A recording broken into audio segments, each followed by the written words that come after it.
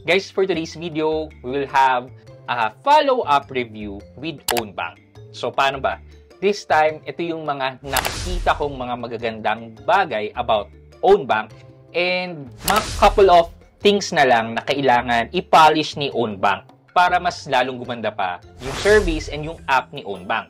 And pag nangyari to, masasabi ko na pantapat na talaga siya kay Cbank. So kung gusto mong malaman kung ano yan, well, samahan niyo ako, pag-usapan natin yan. Sit back and let's discuss. Coming right up.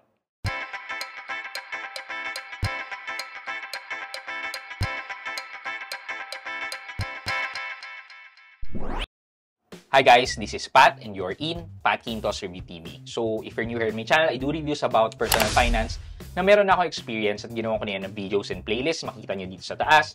At kung bago ka dito sa channel ko, you may want to consider subscribing to my channel.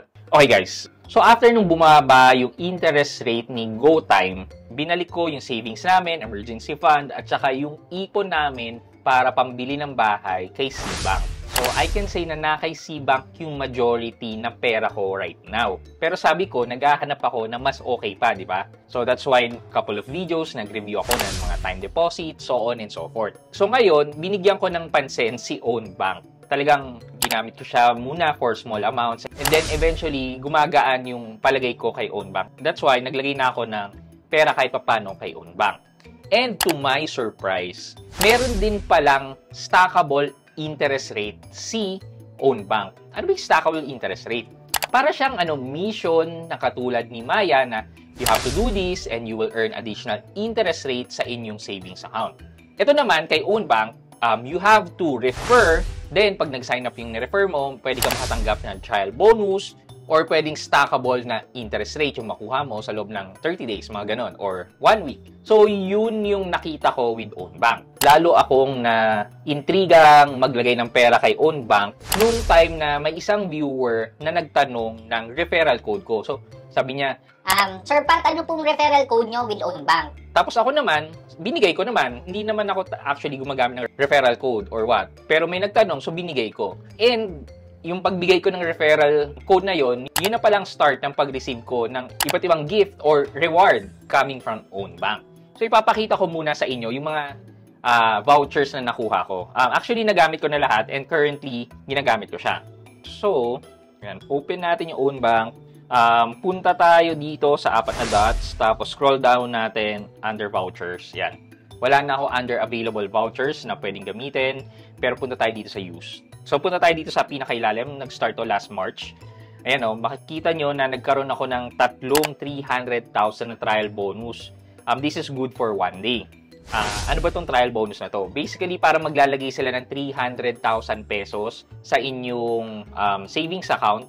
Pero itong 300,000 pesos na to is hindi nyo mawi-withdraw. Nandyan lang siya para mag-earn ng interest. Yung net interest na makikredit sa'yo, yun yung amount na pwede mong gamitin, pwede mong i-withdraw or i-transfer sa ibang bank account, so on and so forth. So, nagulat ako noon kasi nakakuha ako ng tatlo. Big sabihin, merong gumamit ng referral code ko. And then ito pa, invite friends, interest bonus, additional 1% daw. Valid for 7 days and up to 50,000 pesos for added interest. And then, nagkaroon din ako ng mobile load voucher. Ito pa, own it trial bonus, 50,000, valid for 1 day. So, eto, dito ako nagulat. Nagkaroon ako ng 6% own it bonus interest rate. Valid for 30 days and maximum of 100,000 pesos for added interest. Tapos, ginamit ko lang din siya recently. And yung pinakahuli is additional 1%, valid for 7 days. Ayan, for maximum of 50,000 pesos ulit. So, papakita ko sa inyo ngayon yung stackable interest rate ko. So, click lang din natin tong amount. And then, click natin yung flexible money. Click natin yung own it.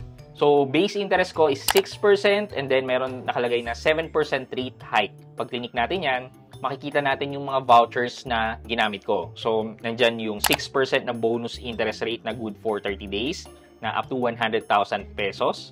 Tapos, yung 1% bonus interest voucher na 7 days and then yung interest, max principal covered interest is 5,000 pesos. So, technically, 50,000 ko is 13% na interest rate.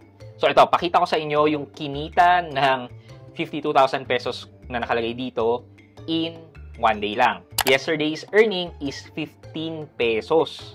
O, di ba, 15 pesos. Paano pa kung ginawa ko itong around 100,000?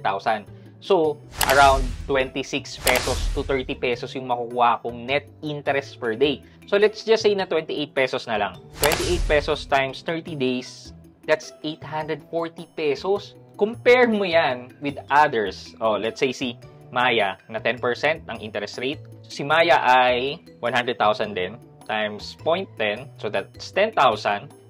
Kailangan i-deduct natin yung 20% na withholding tax. So, times 0.8, yung net interest natin is 8,000. Divide natin niya by 365 days. That's 21.91 pesos per day or 92 pesos per day. Times 30 days, 657 pesos lang ang interest na makukuha ko kay Maya. So, di hamak na mas malaki si Ownbank. Parehas naman si Maya at si Ownbank, si Cbank na insured ang pera natin with them ng up to 500,000 pesos. So, hindi tayo kakaba-kaba kasi kahit pa paano covered yung pera natin up to 500,000. So, ano ba makukuha ng taong ni-refer mo kay Ownbank? Okay, for the updated promotion, if you register using my referral code or referral link, and nasa description box na lang din yan, magkakaroon kayo ng additional na 6% interest voucher on top pa yan ng regular na makuha nyo na 6% interest per annum. So, lalabas na around 12% na makukuha nyong interest kapag nag-register kayo using my referral code or my referral link. And huwag nyo kalimutan pala na kailangan nyo mag-deposit ng at least 50 pesos. Once na makapag-deposit kayo ng 50 pesos sa inyong own bank account, well, magkakaroon din kayo ng additional voucher na trial bonus na 300,000 pesos, which is worth 50 pesos pag nag-interest siya.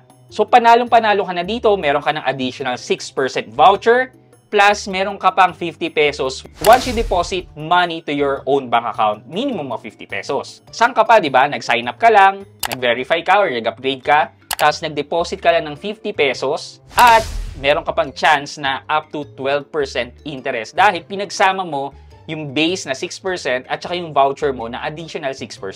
So ano pang hihintay nyo? Register using my referral code or my referral link. Again guys, this is exclusive sa mga gagamit ng referral code ko kasi I close a partnership with Ownbank na kung sino man ang gagamit ng aking referral code ay magkakaroon ng additional na 6% voucher. So this is your chance na subukan si Ownbank. Si Ownbank ay free pa ang bank transfer. However, you have to note na hindi laging InstaPay ang ginagamit ni Ownbank to transfer your money. So far so good, si Ownbank ay malapit niya nang i-replace si Cbank para sa akin. So, malapit na ako mag-decide na ilipat yung pera ko with Ownbank. Pero syempre, medyo nag-iingat pa rin ako. Para sa akin guys up to 500,000 lang munang ilalagay ko with Ownbank para secured siya with PDIC. Couple of wish list na lang with Ownbank. Kapag inopen mo si Ownbank at hinayaan mo lang naka-open, yung Ownbank na app will remain open hanggang in-exit mo siya. So, paano na lang kung nakalimutan mo siyang isarado, tapos merong nag-unauthorized access ng cellphone mo. And nakita nila na nakabukas ang Ownbank app mo, and ayun, kalikutin nila, well, doon tayo magkakaroon ng problema. So, sana magkaroon ng setting yung app na magta-time out siya if in case na nag-idle yung app with like, for example, ng 5 minutes, then automatic magla-log out na siya. Which is yun yung nangyayari sa mga bank apps natin and sa mga electronic wallet natin. So I think that's one thing na kailangan i-improve ni Ownbank with regards to their app. Additionally, sana meron nakalagay kapag magta-transfer ka kung InstaPay or PesoNet ang gagamitin. Para aware ka na hindi pala agad-agad matatanggap yung pera na pinag-transferan mo or para alam mo kung matatanggap mo kagad yung pera na pinag-transferan mo or hindi. So basically, yan yung updated review ko with Ownbank.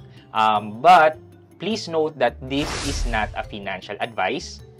Kung kailangan nyo ng financial advice, please reach out to licensed financial advisor. Pero this video is all about just reviewing yung experience ko with Ownbank. So please make sure na before doing any financial decision, do your research first. For our question of the day, now na na-share ko sa inyo yung updated review ko with Ownbank, with their interest rate, and then covered sila ng PDIC insurance, and then merong needs improvement sa app. So sa tingin nyo, ano pa yung pwedeng i-improve ni Ownbank with their app and service na masasabi nyo na yan si Ownbank na magiging primary bank ko? Let me know sa comment section sa baba at may chance kayong manalo ng 1,000 pesos sa ating weekly GCash giveaway. And syempre, huwag niyong kalimutang maglagay ng hashtag Road to 100k sub para sa chance niyong manalo ng cellphone giveaway every month until we reach the 100k subscriber milestone. Yun lamang po for today's video, but before we end this video, mag-shoutout muna tayo at shoutout kay at CansFans9216. Ang sabi niya, Sir Pat, pa-shoutout naman po dyan. Ayun, Maya, Uno, Tonic, GoTime, Union Digital, may pakunti-kunti akong deposit sa kanila. For me, malaking factor talaga sa mga customer yung pagbaba ng interest rate ni GoTime, kaya nga after bumaba sa 4%, naghanap-hanap na ulit ako ng mapaglilipatan ng funds. That's my opinion about sa pagbaba nila ng interest po. Hashtag Road to 100k sub. I feel you at CansFans9216. Ganyan rin ang naramdaman ko nung bumaba yung interest rate ni GoTime. At CansFans9216, shoutout po sa inyo at maraming salamat sa panonood at pagsuporta ng aking channel. I hope you can like this video, leave a thumbs up, and if not, wala namang problema dyan, but continue to support me by subscribing to my channel by clicking the subscribe button and also the bell button sa tabi ng subscribe para makareceive kayo ng latest notification sa lahat ng upload ko. Again guys, this is Pat Quinto and you're in Pat Quinto's Review TV. Bye-bye!